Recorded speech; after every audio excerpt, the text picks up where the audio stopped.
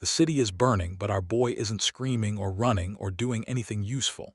This is Cain, an imperial guard who served an emperor that didn't just fall off the deep end, but straight up shook hands with a demon.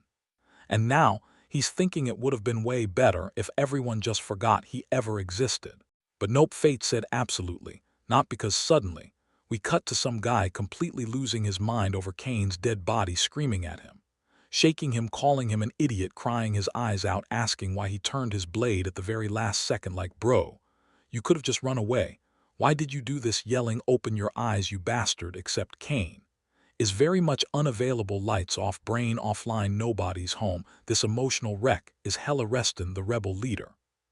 Then Cain wakes up, except not really, because now he's walking through this trippy afterlife that looks like someone spilled a Van Gogh painting and forgot to clean it up. And Cain's like, so this is death, huh? Freedom eternal, walking inside a screensaver weak. But hey, at least Hella cried for me, that was kinda nice. So he decides he'll just enjoy this so-called freedom, when suddenly, a blue glowing orb comes flying at his face and goes straight into his eyeball. No warning, no consent, nothing.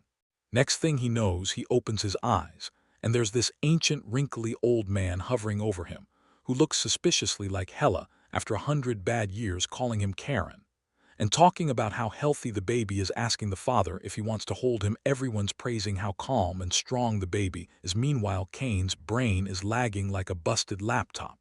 Until it finally clicks, oh great, this isn't random, this is Hella just old as hell. Cain is just having a full existential crisis in diaper form, because he just realized he got reincarnated as his best friend's grandson. Fast forward, and now we're in a history class where the professor is explaining how the noble knight Cain, who died 45 years ago alongside the emperor, is remembered as a symbol of unwavering loyalty. And sitting there listening to this nonsense is 0-year-old Karen, who is absolutely not buying it. The professor adds that Duke Hella probably just wanted to restore his friend's honor since they were best friends, and Karen immediately goes, nah, I think Grandpa's holding a grudge, and deliberately turn his dead friend into a hero just to mess with him, which completely nukes the professor's soul. Karen explains that Hella couldn't accept that Cain wanted a quiet, forgettable death, not to be turned into a legendary poster boy, so now he's getting the full propaganda treatment. The professor is sweating because a literal toddler just dropped the most dangerous historical take imaginable. And he's like, yeah, if I agree with you, the Duke's Knights might actually kill me, so I've never considered that perspective before. Karen laughs and says he's kidding, except he absolutely is not, because yeah, he's been reborn as Karen Reston, third son of Count Pale and grandson of Duke Hella. And he is pissed that his old friend turned him into a hero when he specifically asked for the opposite. Cut to his dad, Pale, kneeling and praying. This man is pure sunshine, never awakened any magic power, and he's terrified he passed that weakness onto his son. So Karen puts his tiny hand on his shoulder, tells him he's the greatest father ever, and Pale immediately melts, hugging him, pinching his cheeks, and asking what he wants for dinner. And of course, Karen says meat. That night, Karen's lying in bed thinking about the awakening ceremony, remembering Hella explaining that not everyone awakens, and even if you do, it doesn't mean you become family head, plus there's some secret only the head knows. Young Cain once asked if it was treasure or a grimoire, pretending not to care, but clearly curious, and Hella promised to tell him. Present-day Karen's magic suddenly flares, blue aura glowing around him as he thinks, Dad, relax, I've had this handled for a while. Because, yeah, he already awakened his magic and just never told anyone. Next day, the family heads to the capital, and Karen is losing his mind because he gets to ride a train for the first time.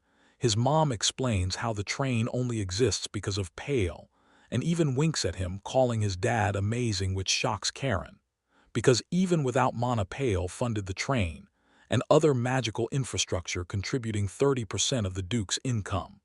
But all that gets instantly forgotten because train cool.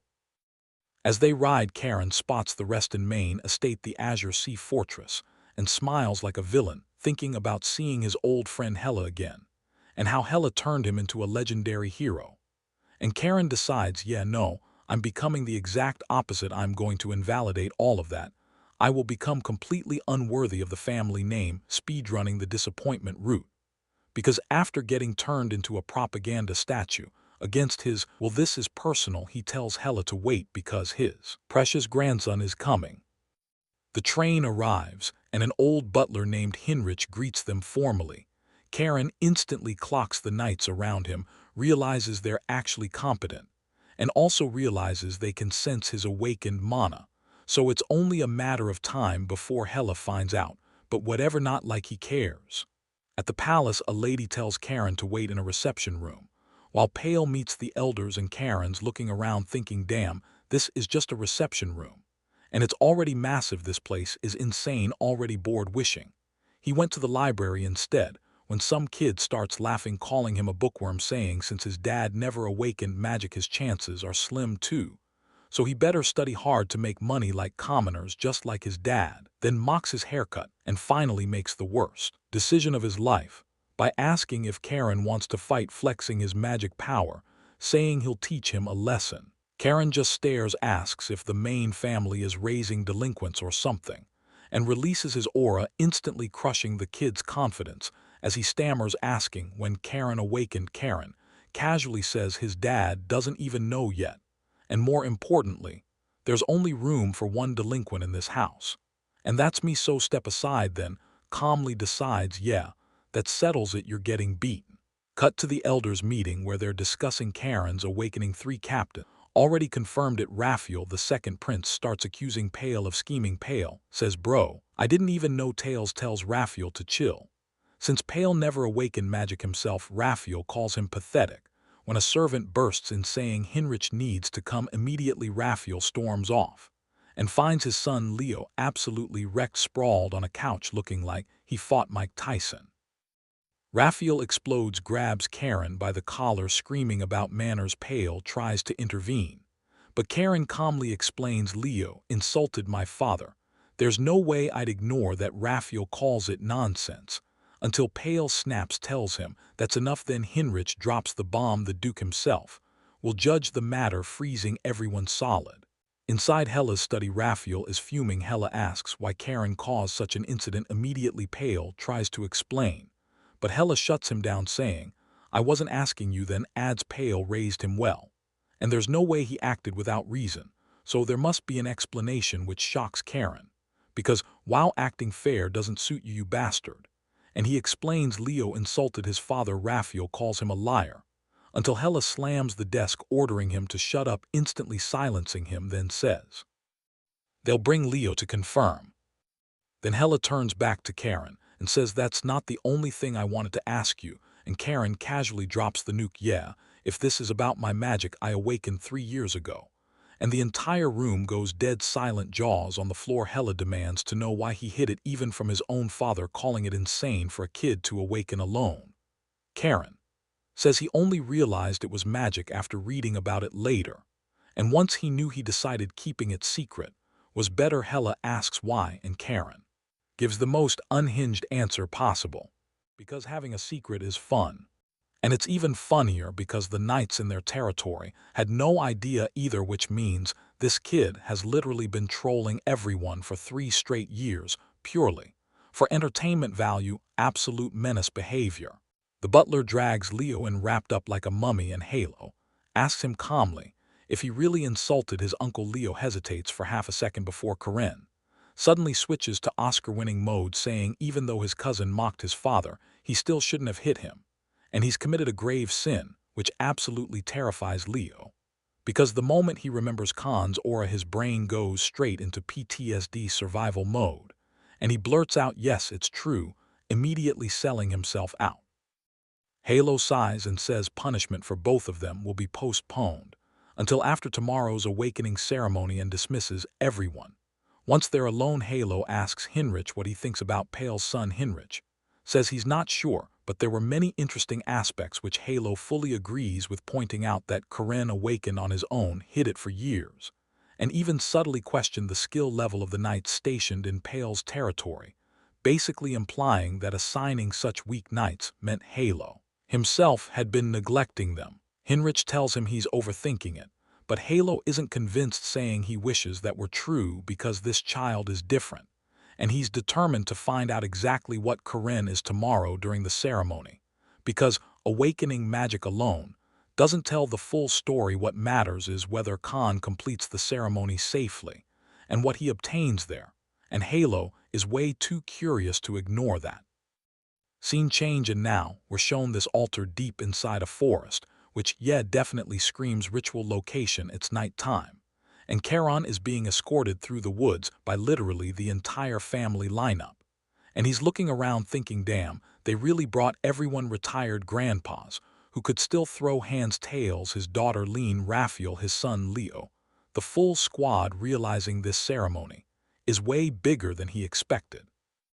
They reach the altar with this strange stone, and Karen immediately recognizes it, saying, "So that's the stone of oath." Yahello steps forward, all serious, explaining that when Karen enters the rift this stone creates, he'll be sent into a personalized nightmare world unique to him.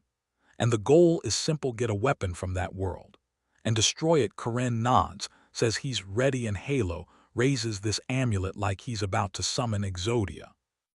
The moment the amulet touches the stone of oath, reality starts glitching. Space and time tear apart. Pressure slams down so hard everyone braces themselves. Yahello asks if Karen is scared. Pale looks stressed out of his mind, and Karen just shrugs, saying he'll be right back. Destroying things has always been his specialty.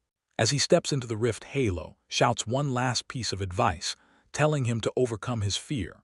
And the moment Karen crosses over, boom, out of every possible scenario he's back as Kane, the Emperor's loyal lapdog on the day of the revolution. And Karen is instantly pissed, thinking, of course, this is what it shows me, dragging up the worst day of my life, forcing him to relive his dead comrades as the stone guilt trips him like it's personal. As he walks toward the throne room, a creepy voice echoes, calling him child of the blue wolves, rambling about an ancient covenant with his ancestors. And Karen's like, great, is this a demon? But the voice says, nah, your bloodline's too pure for that. Now man up and go to the throne. He pushes open the gates, and there, it is the throne the Emperor was so obsessed with he literally sold his soul for it. And Karen realizes all his comrades died because of whatever's sitting there. Every step feels like walking over their corpses, while the voice welcomes him on behalf of the Blue Clan, saying, blessed by the cold North Sea, welcome home, and all that. Then Karen sees it, his old sword from his cane days, the one the Emperor gave him, called Ruin.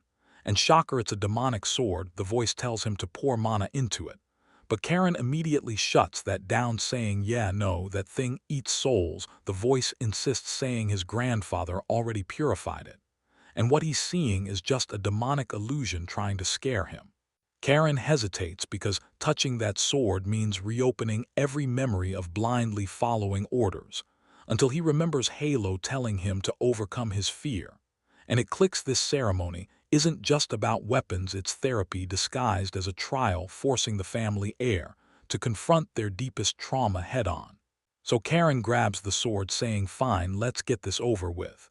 And the moment he channels mana, he gets dropped straight to the bottom of the ocean, floating there thinking, is this the azure clarity, as the sword transforms from a demonic blade into something pure and powerful, making him realize this isn't just any weapon, it's the original sword of his ancestor. Rail, a sword so different from the family's usual style, it was erased from history entirely. Power floods his body. The sword goes absolutely wild, engraving its mana into him, as Karen struggles, barely holding it together, asking what the hell is happening. And the voice tells him to endure it because this is the sword imprinting itself, the strongest power-up he's ever felt.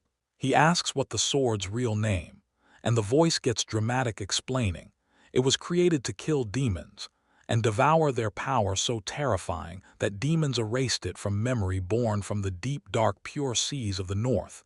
Its true name, the guillotine, the execution sword. Karen stares at it as the voice says it perfectly matches his destiny, dark and deep like the sea itself. Karen asks who the voice really is, guessing maybe the Blue Dragon Guardian. But the voice pulls the classic "you're not worthy yet" line, telling him to find them in the North Sea once he's strong enough to dominate the seas, leaving Karen annoyed. but focused on the real issue getting out. The voice says he already knows how, and Karen grins, realizing he just has to destroy the throne, something he's wanted to do forever, so he pours mana into the guillotine and swings with everything he has. Outside, the tension is unbearable. Yahello notices Pale panicking and tells him to compose himself, giving some fatherly wisdom. Pale smiles until the stone of oath starts glowing again. Except this time, it's not opening, it's breaking reality, distorts the forest, pulses, the altar crumbles, and Yahello loses it, yelling what the hell is happening. Then through the chaos, Karen casually walks out holding his new sword like he didn't just nuke a pocket dimension, looks around confused asking where the stone went, except it's gone, because our boy didn't just pass the trial, he deleted it. Everyone stands there completely stunned. Pale starts freaking out, yelling, "What did you do? Why did you break the stone?" And Karen's panicking too, because honestly, he has no idea what he unleashed. Meanwhile, Yahello is staring at the blade in horror, whispering that's the guillotine, a sword erased from history, known only through oral tradition among the family head, and elders, making him wonder why this forbidden weapon just casually appeared now. He asks Karen if he's afraid of it, then mutters about the covenant approaching. Karen looks down at the ancient death blade and says, "Now I'm good," and Yahello just sighs and says, "All right," before explaining how long ago their ancestors made a pact with a blue dragon to wipe out all demons. So the ancestors failed miserably at wiping out demons, and instead left behind the Stone of Oath as proof that they at least tried, basically dumping the responsibility on future generations. And now it looks like Karen is the unlucky bastard who has to finish what they could. Yahello raises his hand, all dramatic, and officially declares that Kon, son of Pale, is now a recognized member of the fortress, chosen by the guillotine itself, and qualified to learn the Spirit Sea style, which sounds epic, until you realize this is basically congratulations, you've been drafted into an ancient blood feud. Raphael stands off to the side, still seething, muttering about how he can't believe some brat got this honor, while his son got his dignity shaved off. Tails, on the other hand, is way calmer, more interested in the sword itself. He thought he knew every weapon in the family, but just looking at that blade gives him chill, while Pale is comforting Karen, admitting he knows his son is walking a path he could never survive himself, but he refuses to let family drama get in the way of progress. Yahello announces the ceremony is over, and everyone should disperse. As they leave, Raphael snaps, yelling at Tails, asking if he's seriously just going to let this happen. Tails says they need a private talk soon, and adds, Raphael asks if Tails knew about the sword, and Tails casually says nope, first time seeing it, which sends Raphael into a full existential spiral, questioning why it had to be Pale's son of all people. And we cut to the next day at the train station, where Pale is in full worried dad mode, asking Karen if he'll really be okay staying alone at the fortress. Heinrich casually replies, "Is there anywhere safer than this place?" Pale admits that's true from outside threats, but what worries him are the threats inside, meaning his own backstabbing brothers, though he doubts they'd try anything too insane with Yahello around. Heinrich clears his throat and drops the news that the person assigned to teach Karen the Spirit Sea style is Lady Sabina. Pale instantly lights up, saying he hasn't seen his aunt in forever, and if she's teaching Karen, he can finally relax. Karen immediately recognizes the name, Yahello's sister, a master on par with him, once known as the White Wolf. Pale tells Karen that his aunt has always spoiled him rotten, so he better behave, and Karen promises he'll try. Heinrich adds that Yahello is preparing a residence for Pale inside the fortress, so he can visit anytime, which makes Pale burst into tears, thanking his father like a grateful child. Heinrich tells him it's nothing special. Pale hugs. Karen tells him to contact him if he ever needs help, and boards the train. Karen heads deeper into the fortress, with Heinrich saying they should hurry because Sabina is waiting. Karen casually says, "Ya can't keep my great aunt waiting," which makes Heinrich immediately stop him and warn him that Sabina absolutely hates being called grandmother, and he should avoid that word at all costs.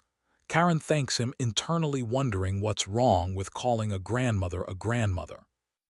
They reach the cultivation chamber, and Heinrich explains only direct descendants can enter. Sabina is already inside, And Leo is there too, which actually excites Karen, since Leo personally requested to train under her. Karen heads in, as Heinrich watches, thinking things are about to get lively again.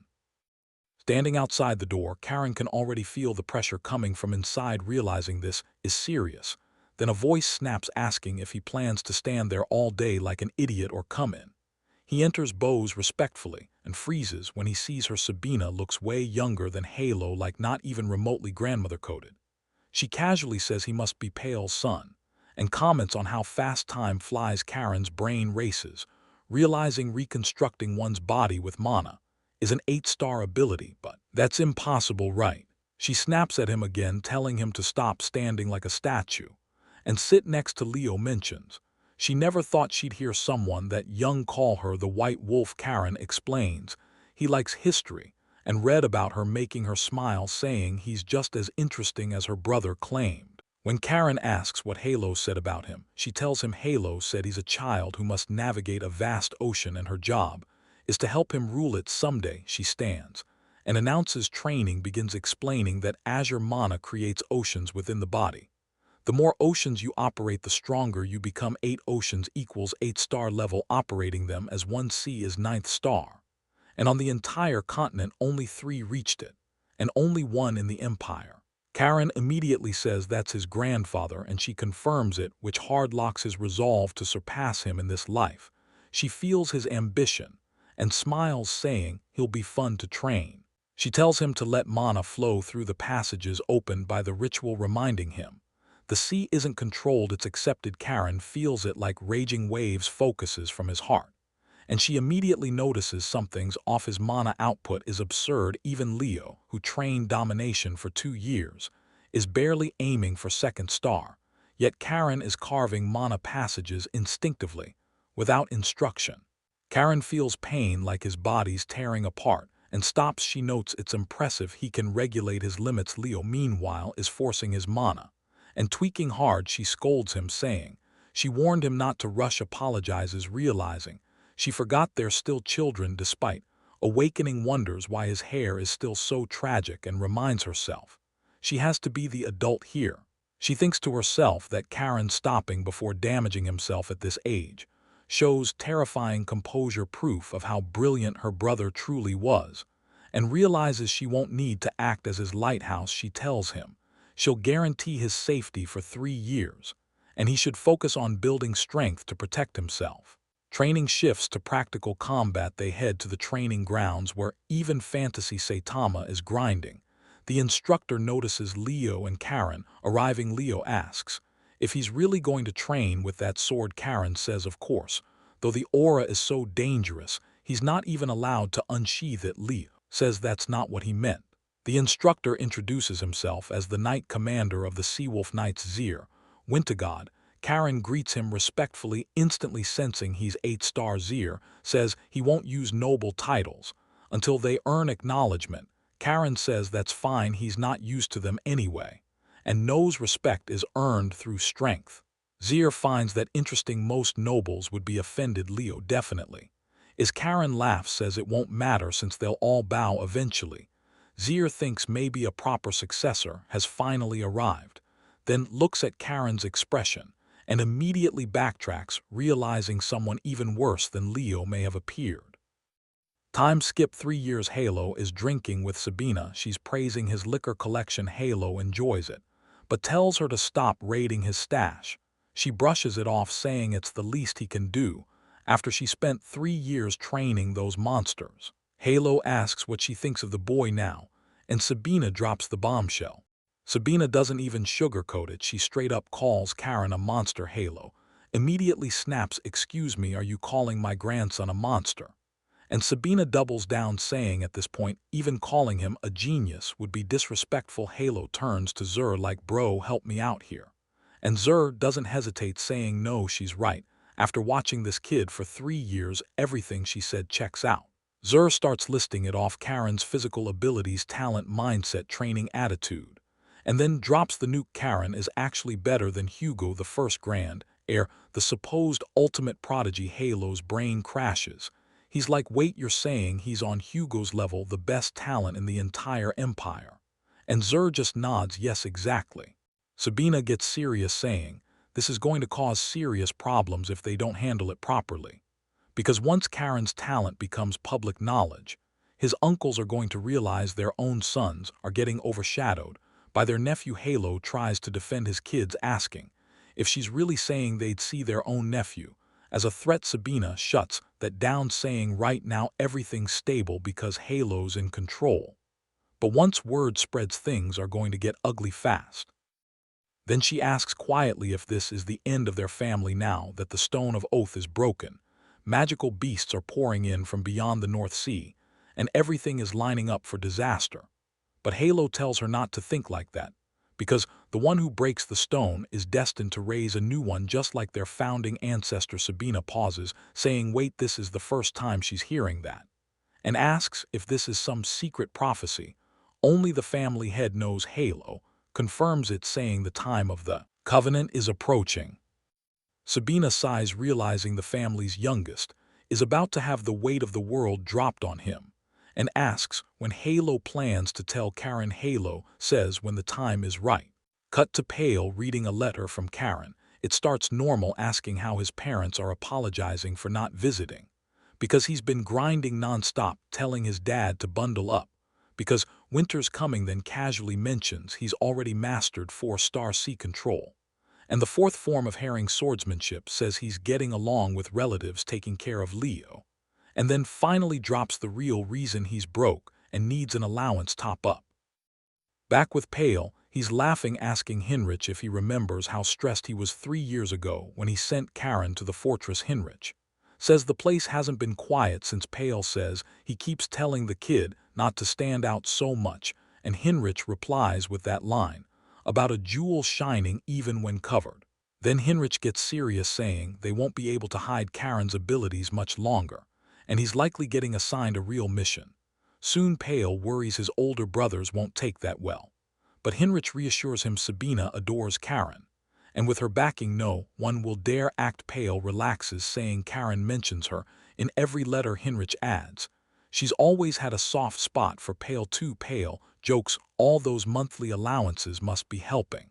Then Pale worries again, saying he heard Sabina's leaving soon. Heinrich says not to worry, Karen's built strong bonds with the knights, they even gave him a nickname. Pale laughs, saying yeah, he heard they call him the young mad dog of the Azure Sea Fortress.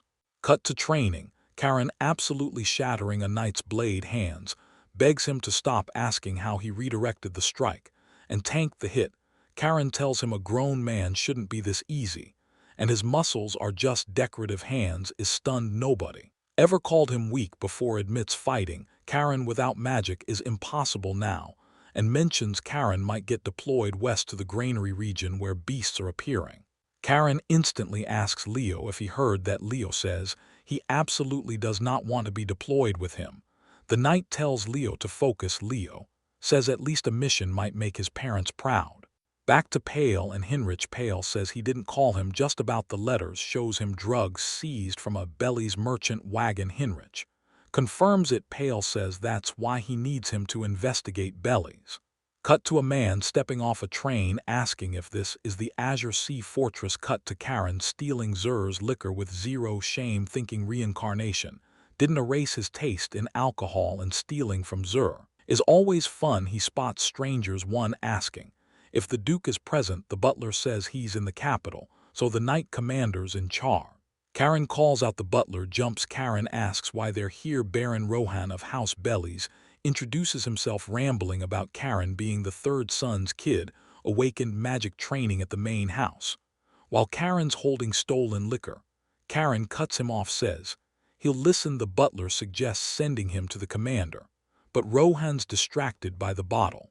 Karen says if he came personally, it must be serious, proper to hear him out. Butler goes to notify Zur. Rohan thinks the kid's sharp politically, but the bottle is throwing him off. Karen nails it. Bandits, Eastern Mountains, drugs, slaves. Rohan admits Bellies is weak. His father led an attack, got crushed, now bedridden. Karen sets the bottle down, says scum like that deserve to be torn apart, but notes regular bandits shouldn't beat an army, suspects deserters from the Southern War. Rohan agrees.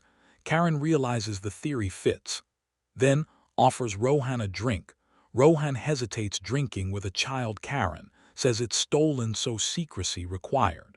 Zur walks in catching him again, scolding him for touching his liquor. Rohan nearly dies. Zur apologizes, says he knows about the bandits, agrees it's urgent. Karen laughs. Zur confiscates the drink. Rohan says it's fine. Zur promises to dispatch troops. Rohan's relieved. Karen says he wants to go. Zur shuts it down. Enemy, unknown, trained. Rohan wonders if the kid's serious. Zur admits Karen hit 4 stars in 3 years. But battle's different. Karen says overprotection won't help him. Zur refuses. Karen grins, says he'll make an offer.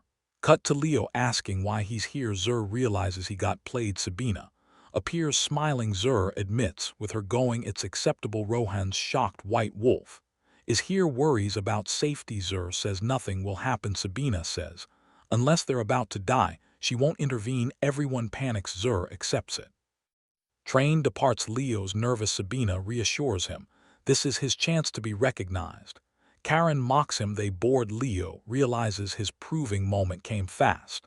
On the train, Sabina explains she can't reveal herself or bandits scatter. Leo reflects on rivalry, admits Karen isn't a rival, but a goal. Sabina snaps him out of it, asks if he can even kill someone. Reassures him she trained him, pats his head, tells him to call her master. They've got 20 minutes left. Rohan asks where she's going. Sabina says if she shows up at the station, her presence will spread instantly, so she needs to move ahead first. She'll be watching these idiots closely, so he doesn't need to worry. And even if something happens to them, his family won't be held responsible. And then she just jumps out of the moving train. Karen laughs, saying she's as bold as ever, while both Rohan and Leo are thinking why the hell is everyone in the Riststan family like this. Cut to an old man coughing his lungs out. This is Rohan's father apologizing that his body isn't in great condition and asking forgiveness for receiving the young wolves of Riststan. While seated, Karen tells him not to worry and asks about his wounds. The Baron says he's past the danger and appreciates the concern, mentions he met Karen and his father 10 years ago and says he's grown splendidly. Karen asks him to speak casually since formal etiquette makes him uncomfortable. Rohan suggests at least calling him young lord, but Karen insists it helps him relax. The Baron says if Karen's already on his first mission, he must have reached the 4th star at an absurd age. Karen casually mentions Leo's at 3 stars and Leo wonders why he's catching another stray. Karen's surprised the Baron knows this stuff despite not being a warrior, but the Baron explains that being dispatched alone proves the fortress holds him in high regard, and because of that he hesitated assigning such a dangerous task to promising youths. Karen says he understands, but failure would disgrace the honor of the Blue Wolves, and they have no intention of failing. Asks Leo if he agrees, and Leo confirms they'll see it through. The Baron laughs, then starts coughing again. Rohan panics. Karen says he needs rest, and they should leave. The Baron says he'll entrust everything to them, and tells them a prepared guide will lead them. On the way out, Leo stops him and asks if they can really trust this herbalist. Even if he's skilled, there's no guarantee he's not working with the bandits. Karen asks if Leo finally started using his brain, and confirms the guy is absolutely a traitor. Leo asks how he knows, and Karen explains Rohan already said they had no choice but to use a traitor from within their territory. Leo asks why he didn't say anything earlier, and Karen says because Leo was spiraling all day. Leo mutters that Karen knowingly sticking with a traitor is crazy. Karen agrees, saying the fact the guy hasn't been punished proves how desperate they are, which makes him perfect bait. Noble sons traveling through the barony toward a neighboring domain, the cleanest trap imaginable.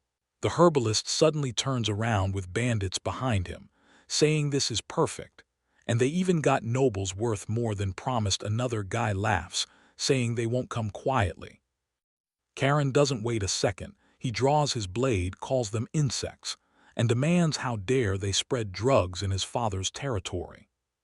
Cut back to the Baron coughing again. Rohan asks if the 2 young dukes will really be okay. His father says sending kids into bandit territory without intel means the higher-ups believe they're built different, and that Karen reminds him of the young duke. Same confidence, same calm presence, says they'll be fine.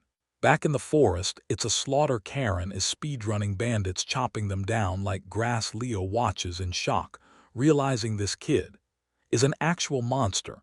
Even the bandits are panicking. One tries to retreat, but the leader screams and charges, releasing his aura, shouting he won't be disrespected. Karen casually swings forward, complaining the guy is loud, and slices him clean in half. Leo blinks, wondering when he even drew his sword. Karen wipes blood off, annoyed his clothes are dirty. Leo realizes the aura was so overwhelming he could have died without noticing. The remaining bandits immediately surrender, screaming. Karen asks one his name. Yura asks if he has rope, tells him to bring it. Suddenly Leo and Karen are tied up. Leo questions if this is necessary. Karen explains their bait, and it has to look real. No one believes captives walking in armed. Karen asks if they're deserters. Yura admits 9th Regiment 1st Battalion 3rd Infantry of the Kingdom of Seas. Leo realizes they're Southern War deserters. Karen asks crew size, and Yura panics, admitting 130 men, including a mage and 2 night escorts. Karen focuses on the mage, wondering why deserters came north. Yura says their commander promised retirement money. Karen realizes that doesn't add up. Why would an infantry commander have a mage? They arrive at the stronghold. Guards mock Yura, who lies, saying he soloed the nobles. Gate opens. Yura whispers he's been sensing something terrifying.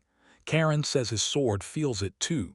Then Leo notices birds crucified everywhere. Karen goes serious. Sacrifices mean black magic. He orders Yura to untie them and return their swords right as a magic circle lights up. Skeletons crawl from the ground. Yura screams. A full undead army forms. The cult leader welcomes them, surrounded by archers.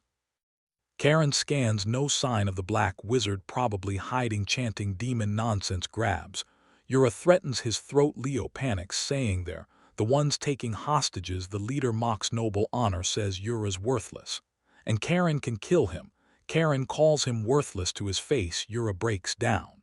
Leo realizes they're outnumbered, asks if there's a plan. Karen says obviously take down the commander, releases his aura, tells Leo to handle skeletons alone, and launches forward. Azure mana surging like ocean waves.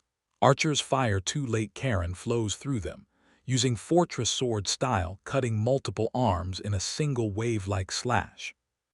The commander reaches for his blade, and Karen just sighs, saying this is a nuisance, and swings. Once the commander looks down, sees his own hand on the ground, drops to his knees, screaming. Karen tells him if he was going to attack, he should have been faster. The guy curses him, yelling there's no way the fortress has strength to spare for outer territories, so why are you even here? Karen explains this barony borders his father's land, and he's not killing him, just dragging him back to the fortress. Meanwhile, Leo is out here playing Dynasty Warriors, mowing through skeletons, and Karen even throws him a not bad, even though Leo is probably internally screaming the archers still have their bows raised. The commander snarls, asking if Karen thinks he's leaving alive. Karen asks his name. Michael Knox then immediately stabs his knee, saying he's not killing him, just making a point. Michael screams again. Archers freeze. Karen laughs, telling him to order his men to drop their weapons. Michael obeys. Bows clatter everywhere. Karen praises him for being obedient. Michael keeps talking tough, saying once reinforcements arrive, even House Reston can't stop them. Karen asks if he's still counting on the Black Wizard, and whether he really thinks the family would send only 2 kids. Leo finishes clearing skeleton, and suddenly, a massive explosion shakes the area. Karen clicks his tongue, saying of course they had a guardian knight, and because Michael stalled here, his master already got caught. Cut to Sabina walking and holding the Black Wizard's severed head, looking furious. Leo calls out, and she immediately starts yelling at both of them, saying they missed the most important target, and now the mission's a failure. Karen casually kicks Michael off the platform, asking if she at least liked his method. She admits storming the base head-on is something her brother would do, and gives him credit for that, then casually tosses the wizard's head at them. Michael stares at it. Horrified, Sabina asks why Karen even did the hostage stunt. He explains nobles taking hostages is unexpected. She admits that's fair, says she's never seen a noble like him, calls him a lunatic. Karen thanks her like it's praise. She tells them to return to Belly's castle. She has questions. Michael thinks these people are insane. Cut to freed slaves reuniting families. A father finds his daughter Isabel breaks down apologizing Karen. And Yura watch. Yura looks guilty. Karen asks if he feels bad now, says prison might have been kinder than what's coming. Yura's confused. Karen says he's going to the fortress with Michael. Yura asks. Sabina asks if they're not tying him up. Karen says they need him to transport. Michael warns him not to relax. Freed prisoners speak up saying Yura helped them, secretly brought medicine and food, asking for mercy. Sabina looks to Karen. He says consider leniency. Yura swears loyalty. Karen instantly shuts that down, saying don't drop your guard. Leo calls them over, opens a barrel. Karen freezes magic stones. The people cheer watching bandits taken away. Leo mentions Rohan probably throwing a banquet waves to citizens. Karen stays silent, scheming. Realizes this group hid here because of a magic stone mine. Rohan's family didn't even know. Leo thinks, oh no, here we go again. Rohan arrives. Sabina hands over the leader, asks them to speak with her students. Rohan invites them to eat. Karen declines, needs to return. Leo is crushed. Rohan asks about payment, admits they can't pay right now, asks for deferral. Karen's eyes glow. Leo panics. Karen says now he understands why bandits settled here, pulls out a magic stone. Rohan, shocked, says he didn't know. Karen proposes co-developing the mine fortress, provides capital and security. Rohan calculates this is insane. Beneficial. Karen says he'll report to his father. Fortress troops would stabilize economy. Win-win. Asks share. Karen deflects, says father decides. Sabina watches proudly. On the way back, Karen asks why Sabina called out the failure. She explains the black wizard Ted Delarda, 6th Circle Dark Mage Class 2.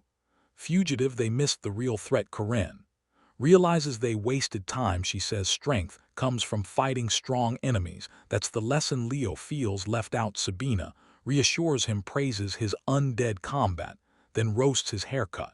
Back at the fortress, Heinrich reports their return. A butler rushes in with a letter from the palace. Yahello reads. It stunned the emperor personally summons Khan. Train arrives at Shanghai. Yura carries. Michael warns they'll escape. Yura punches him. Leo and Karen enjoy it. Pale arrives. Chaos. Sabina greets him, mentions the summons. Pale complains about headaches, but notes Karen looks pleased. Leo bows. Pale praises him too. Sabina asks about politics. Pale explains power families rallied around Duke Salmon, and Mari's Daya's real power holders. Yahello backed off central authority. Now tensions rising. Peaceful times ending. Sabina says Karen's actions help justify troop expansion. Pale blushes. Sabina reminds him she wasn't praising him. Back at the fortress, Zur praises them. Hands asks about Yura. Karen says informant personal servant. Zur orders reports. Karen realizes Leo can write. Leo agrees. Zur groans. Sabina tosses the dark mage's head, saying the boys can submit the report under their names. She and Karen straight up bail, leaving Leo alone drowning in paperwork. Leo's yelling after them, asking where Karen's even going, and Khan casually says the training hall since he hit 4th star and can use it solo now. Zur watches him walk off, thinking if this kid trains the second he gets back, how is anyone supposed to believe he's only 13? This child is genuinely different. Curious what happens next? Tap that cheeky bell, subscribe, like and share.